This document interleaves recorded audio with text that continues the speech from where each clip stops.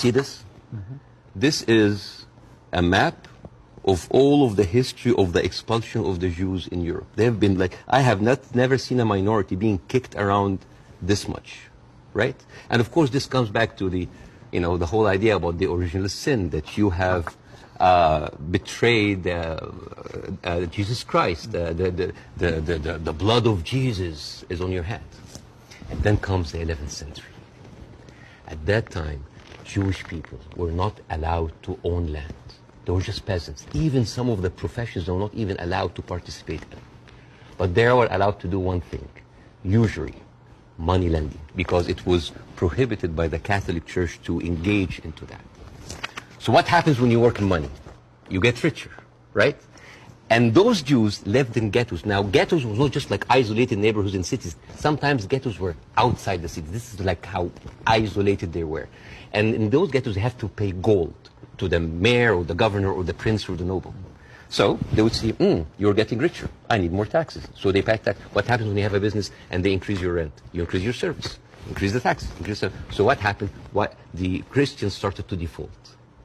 And suddenly, the image of the greedy Jew was created.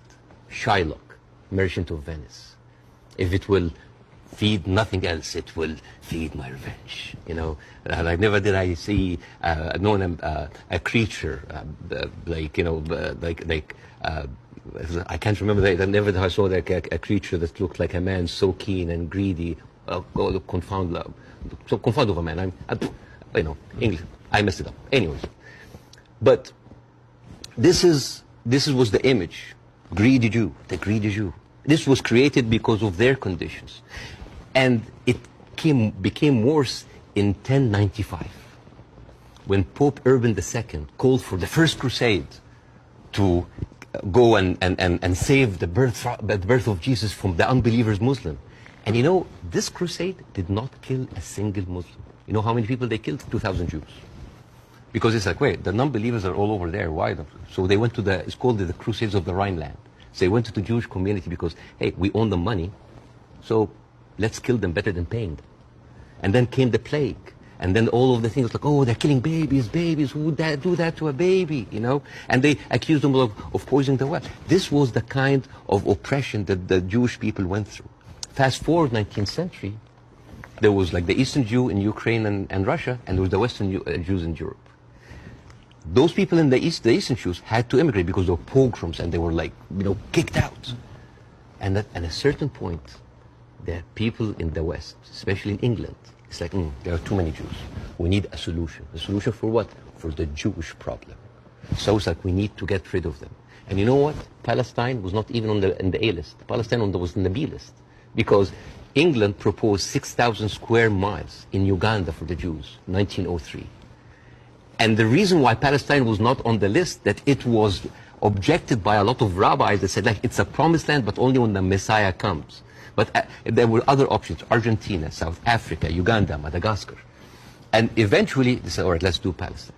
So they went to Palestine in 1914. There was 700,000 people living in Palestine, 3% were Jewish.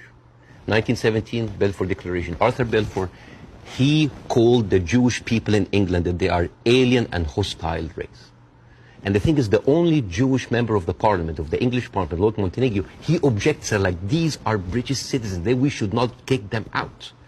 So they pushed them, but it was not going fast enough. Came the Nazis. And then it was not about the solution anymore. It was the end losing, the final solution by Hitler, because he needed an answer for the Jewish question, the Judefrage.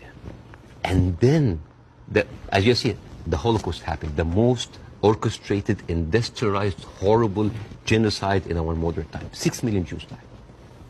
So it accelerated, and they went, first of all, they left East Europe, and they went to West Europe, and they went to America, and they were turned down, and they were pushed towards Palestine. So by 1948, right before the declaration of the State of Israel, there were 2 million people living there. Only 30% of them was Jews. So the whole idea of like a land without a people to a people without a land was a marketing thing. They were already Palestinians. So suddenly, from our perspective, the Jewish problem is not a Jewish problem, is not a Middle Eastern problem, is not an Arab problem, it is a European problem. It was pushed on us together with the guilt, because now we are the anti-Semite. Now we are the Jewish hater. And not just that, they took land.